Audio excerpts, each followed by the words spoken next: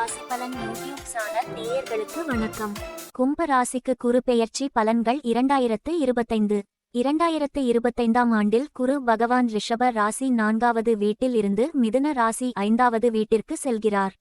5வது வீடு என்பது கல்வி, புத்திசாலித்தனம், குழந்தைகள், சினிமா, படைப்பாற்றல் மற்றும் பக்தி ஆகியவற்றை குறிக்கின்றது. குரு இந்த வீட்டில் அமர்வதால் கும்ப ராசிக்காரர்களுக்கு புத்திசாலித்தனம், கல்வியில் முன்னேற்றம் மற்றும் படைப்பாற்றலில் புதிய வாய்ப்புகள் உருவாகும். இது சிந்தனை மற்றும் படைப்பாற்றல் சார்ந்த தருணங்களுக்கான நல்ல நேரமாக இருக்கும்.